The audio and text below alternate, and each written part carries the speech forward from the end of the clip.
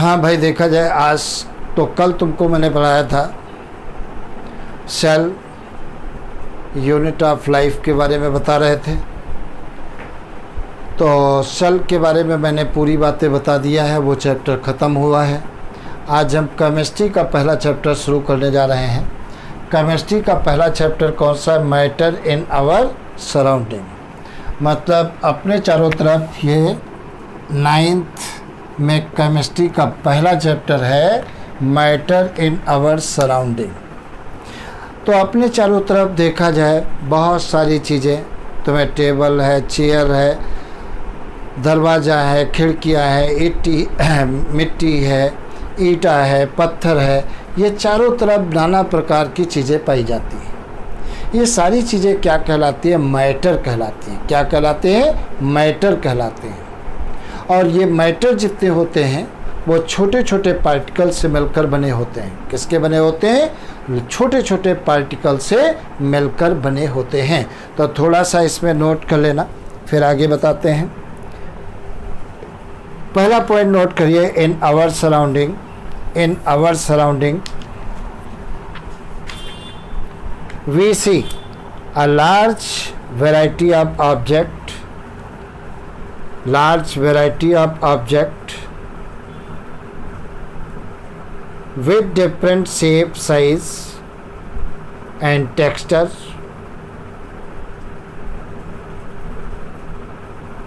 Many of these are used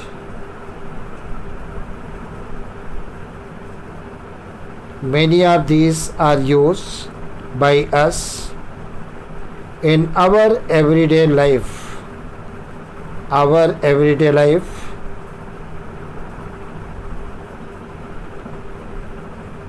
दूसरा point,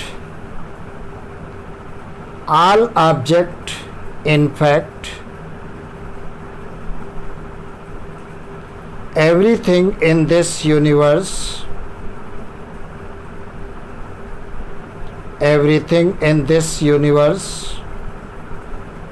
is made up of materials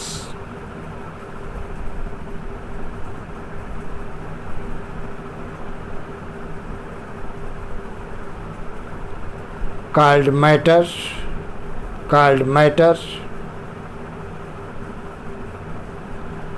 Next point, matter can neither be created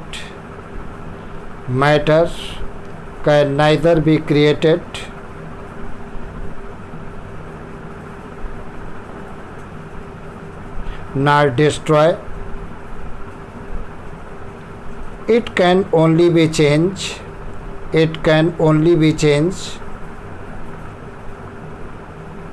from one form to another.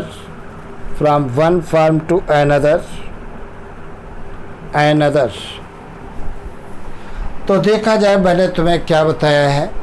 अपने चारों तरफ देखिए तो बहुत सारी चीज़ें आपको चारों तरफ दिखाई देती हैं, और जो चारों तरफ चीज़ें दिखाई देती हैं उनका कुछ हम अपनी लाइफ में यूज भी करते हैं। जैसे टेबल का यूज करते हैं, चेयर का यूज करते हैं, बेड का यूज करते हैं। तो बहुत सारी सामानें हैं जिनका हम यूज करते हैं। तो ये जो अपने चारों तरफ मटेरियल पाए गए हैं वो किसके बने हैं? मैटर के बने हैं। साइंटिस्टों ने उन मटेरियल को क्या कहा? मैटर कहा। और दूसरी बात देखा जाए, मैटर को न तो हम बना सकते हैं और न ही हम नष्ट कर सकते हैं। केवल मैटर को एक फॉर्म से दूसरे फॉर्म में चेंज कर सकते हैं। जैसे सपोज करिए पत्थर है, पत्थर एक बड़ा पार्ट है, और अगर जो उसकी ग्राइंडिंग कर दी जाए, उसको तोड़ दिया जाए तो छोटे छोटे टुकड़ों में टूट गया।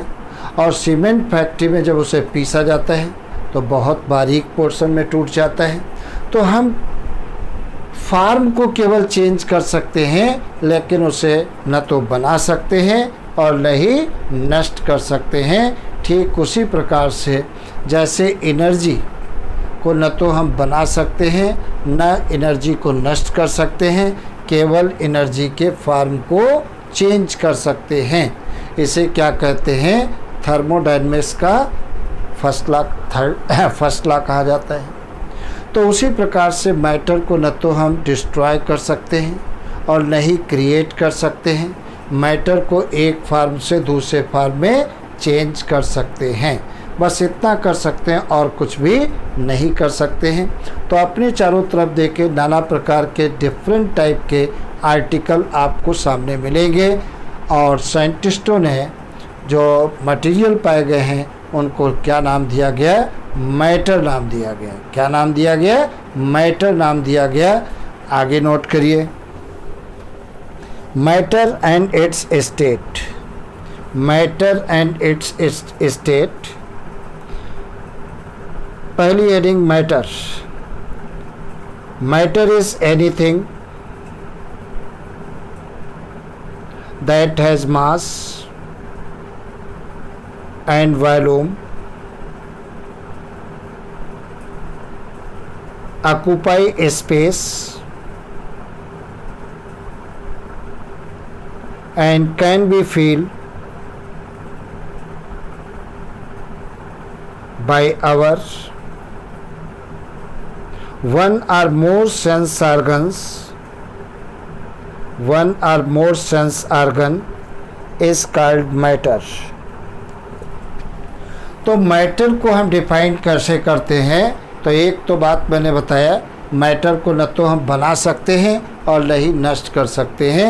मैटर के फॉर्म को हम चेंज कर सकते हैं। दूसरी बात देखा जाए, मैटर वो सबस्टेंस होते हैं जिनका अपना मास होता है, वॉल्यूम होता है और स्पेस ऑक्यूपाई करते हैं। तो बात तुम्हें ध्यान रखना है, मैटर में क्या होता है? मास होता है, वॉल्यूम होता है, वॉल्यूम होता है और स्पेस ऑक्यूपाई करते हैं। जहाँ पर रखोगे वहाँ पर स्पेस ऑक्यूपाई करते हैं। और मैटर को हम एक सेंस ऑर्गन या बहुत सारे सेंस ऑर्गन के द्वारा हम फील भी कर सकते हैं। भाई जैसे चेयर पड़ी है या टेबल पड़ी है या डोर है या विंडो है या स्टोन है या कोई मड पार्टिकल है, तो हम इनको देख सकते हैं, टच कर सकते हैं अपने सेंस ऑर्गन, क्योंकि हमारी बॉडी में सेंसरी ऑर्गन भी पाए जाते हैं। उनके द्वारा हम क्या कर सकते हैं? इनको फील भी कर सकते हैं। तो कभी भी क्वेश्चन पूछा जाए मैटर को हम कैसे डिफाइन करते हैं, तो मैटर वो सबस्टेंस होते हैं जिनको हम न तो क्रिएट कर सकते हैं न डिस्ट्रॉय कर सकते हैं, केवल इनके फॉर्म को चेंज कर सकते हैं। और मैटर का एक पर्टिकुलर मास होता है, वॉल्यूम होता है और स्पेस ऑक्यूपाई करते हैं। और इन मैटर को हम एक सेंस ऑर्गन या मेनी सेंस ऑर्गन के द्वारा फील कर सकते हैं, एहसास कर सकते हैं। ऐसे सबस्टेंस को क्या कहते हैं? मैटर कहते हैं। नंबर अगली हेडिंग दीजिए, characteristic of matter. Characteristic of matter, these are following. पहला, in ancient time matter was classified by 5 basic elements. Matter was classified into 5 basic elements called पंच तत्व, जिन्हें 5 तत्व कहते हैं। These are air, water,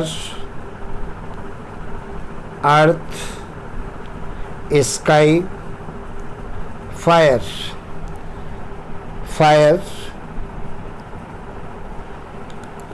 अब देखा जाए, मैंने तुम्हें क्या बताया, मैटर का क्लासिफिकेशन। आप मैटर की बात करें तो ये है क्लासिफिकेशन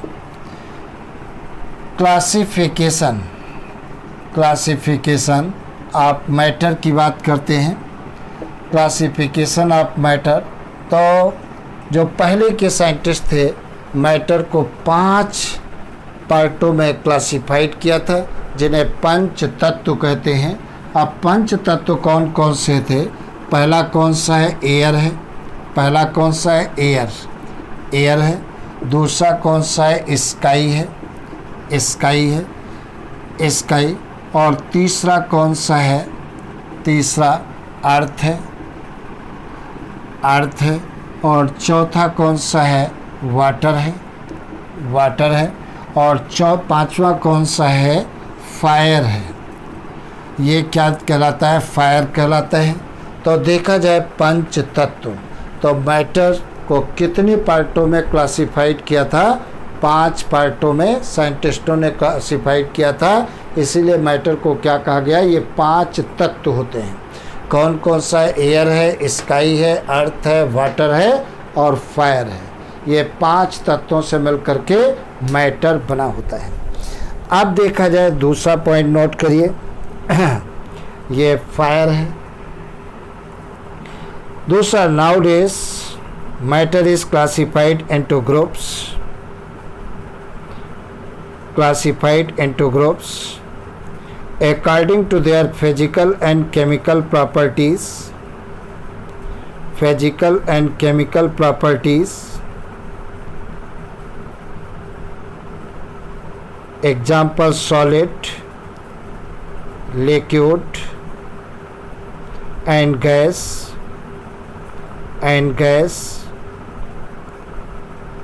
ब्रैकेट में नोट कर लेना, बेस ऑन पार्टिकल अरेंजमेंट और फिजिकल प्रॉपर्टीज,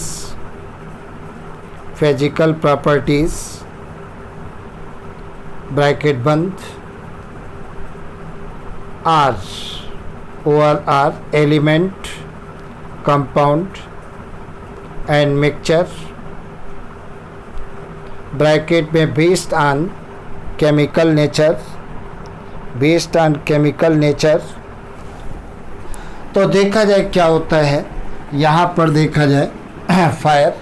तो मैटर को पहले के साइंटिस्टों ने 5 पार्टों में डिवाइड किया था, इसीलिए इसे पंच तत्व कहते हैं। कौन कौन से थे, एयर, स्काई, अर्थ, वाटर और फायर। लेकिन आजकल के साइंटिस्टों ने फिजिकल और केमिकल बेसिस पर, अरेंजमेंट के आधार पर मैटर को हम 3 ग्रुप में डिवाइड करते हैं। अगर जो हम फिजिकल बेसिस पर देखते हैं, फिजिकल बेसिस पर कौन कौन से होते हैं, तो फिजिकल बेसिस पर अगर देखते हैं तो सॉलिड होते हैं। ये कौन से सॉलिड हैं, पहला सॉलिड, दूसरा कौन सा होता है, लिक्विड, ये कौन सा लिक्विड, ये लिक्विड, और तीसरा कौन सा होता है, गैस होता है। तो ये तुम्हें याद रखना है, फिजिकल बेसिस के पर अगर जो मैटर को क्लासिफाइड करते हैं तो 3 ग्रुप में डिवाइड किया जाता है, सॉलिड, लिक्विड और गैस। और अगर जो हम केमिकल बेसिस पर करते हैं तो कौन सा होता है, एक तो होता है एलिमेंट, ये कौन सा है, एलिमेंट होता है, पहला एलिमेंट, और दूसरा कौन सा होता है, कंपाउंड, ये कौन सा है, कंपाउंड, और तीसरा कौन सा होता है, मिक्सचर होता है। ये किस बेसिस पर अरेंज है, फिजिकल बेसिस पर, on the basis of physical, या फिजिकल बेसिस पर, फिजिकल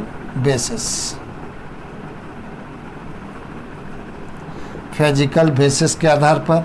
और ये कौन से बेसिस पर है, केमिकल, ये केमिकल बेसिस के आधार पर। तो मैटर को आजकल के साइंटिस्टों ने मैटर को 3 ग्रुप में डिवाइड करते हैं, फिजिकल बेसिस पर सॉलिड, लिक्विड और गैस, और केमिकल बेसिस पर एलिमेंट, कंपाउंड और मिक्सचर में डिवाइड किया जाता है, ग्रुप में डिवाइड किया गया है। तो ये बात तुम्हें याद रखना है, पहले के साइंटिस्टों ने मैटर को 5 पार्टों में क्लासिफाइड किया था, इसीलिए उन्हें क्या कहते हैं, पंचतत्व कहते हैं। कौन कौन से, एयर, स्काई, अर्थ, वाटर और फायर। लेकिन आजकल के साइंटिस्टों ने मैटर को फिजिकल और केमिकल बेसिस के आधार पर 3 ग्रुप में डिवाइड किया है, फिजिकल बेसिस पर सॉलिड, लिक्विड और गैस, और केमिकल बेसिस पर एलिमेंट, कंपाउंड और मिक्सचर में डिवाइड किया गया है। अगली बात देखा जाए क्या होता है, सुनिए भाई। हेडिंग दीजिए physical nature of matter, physical nature of matter. इसमें पहला पॉइंट नोट करिए, matter is made up of particle, matter is made up of particle and every matter is made up of certain particles which differ in shape, size and nature from other type of matter, other type of matter। तो physical nature के matter का अगर physical nature देखा जाए तो दुनिया में जितने भी मैटर होते हैं बहुत सारे छोटे छोटे पार्टिकल से मिलकर के बने होते हैं, और हर मैटर के पार्टिकल का शेप, साइज, नेचर कैसा होता है, अलग अलग होता है। तो फिजिकल बेसिस पर मैटर की प्रॉपर्टीज़ को अगर जो हम देखें तो पहली बात मैंने बताया कि संसार में जितने भी मैटर होते हैं सारे मैटर बहुत सारे छोटे छोटे पार्टिकल से मिलकर बना होता है, और हर मैटर के पार्टिकल का नेचर, शेप, साइज अलग अलग होता है। मतलब दो मैटर के पार्टिकल एक जैसे नहीं होते हैं, हर मैटर के पार्टिकल का शेप, साइज और नेचर अलग अलग होता है। ये बात तुम्हें याद रखना है। दूसरी बात देखा नोट करिए, the particle of matter are very small, particle of matter are very small, the particle which constitute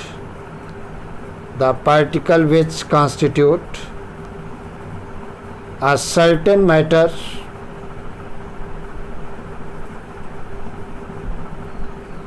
are so small in size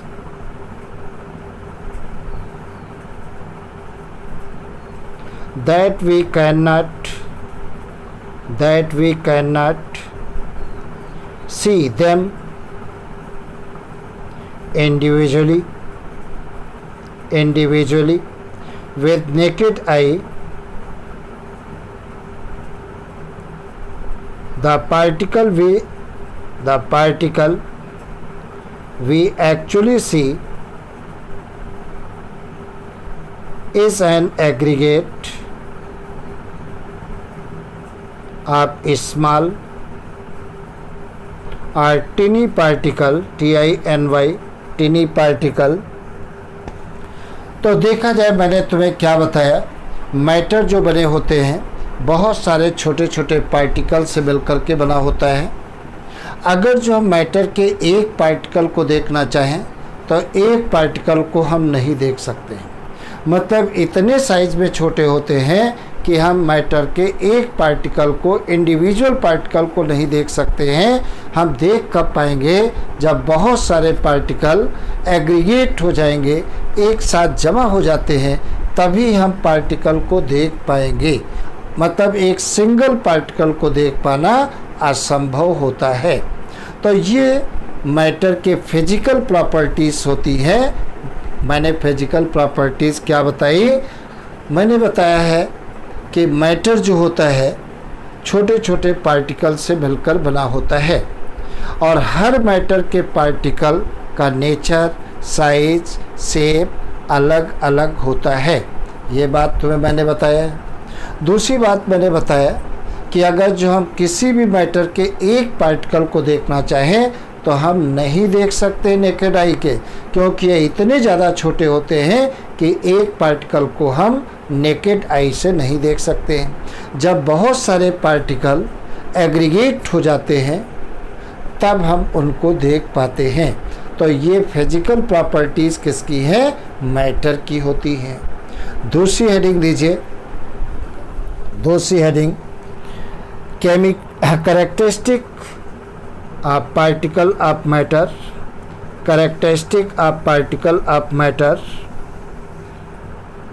particle of matter इसमें नोट करिए दीज आर फॉलोइंग पहला point, particle of matter have space between them called intermolecular space।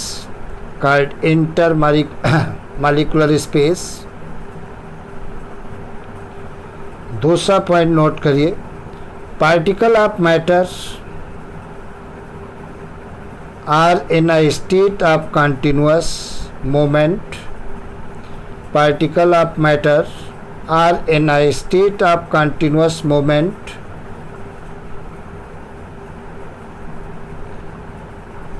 This suggests that they possess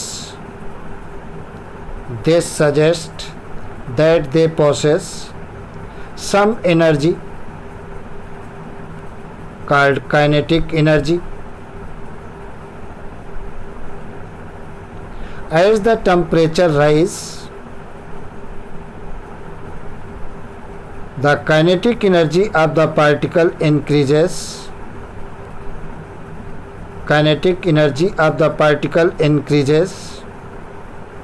and hence particle move faster।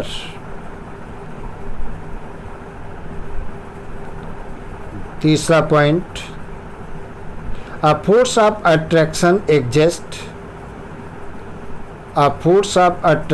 exists between the particle that is known as intermolecular force of attraction।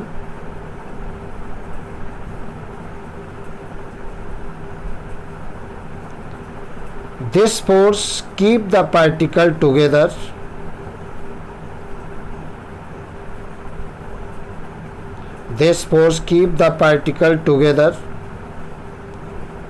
The strength of this force of attraction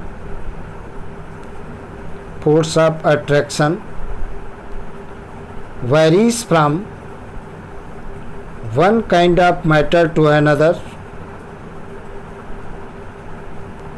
चौथा point, the particle of matter have a tendency to diffuse।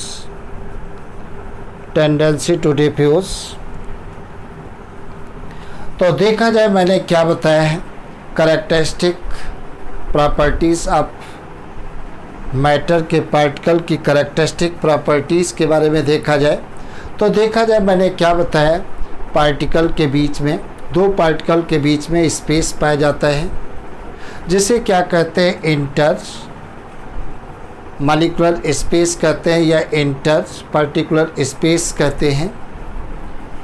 और ये volume भी occupy करते हैं। और दूसरी बात मैंने बताया है, दो पार्टिकल के बीच में एक अट्रैक्टिव फोर्स भी लगता है और उस फोर्स के कारण मैटर के पार्टिकल बंधे रहते हैं, इधर उधर नहीं हो पाते हैं। और तीसरी बात मैंने बताया है, जो पार्टिकल होते हैं वो कभी स्थिर नहीं होते हैं, हमेशा मूव करते रहते हैं। इसका मतलब मैटर के पार्टिकल के पास काइनेटिक एनर्जी होती है। अगर जो हम पार्टिकल को थोड़ा हीट कर दें, टेम्परेचर दे दें, तो पार्टिकल का मोमेंट बढ़ जाता है, मतलब पार्टिकल तेज़ गति से क्या होंगे, मूव करने लगेंगे। तो ये सारी बातें किसके बीच में है, पार्टिकल की प्रॉपर्टीज़ के बारे में मैंने बताया। तो ये इतनी चीज़ें तुम्हें याद करना है, फिर अगली क्लास में आगे की चर्चा करेंगे। आज इतना बस।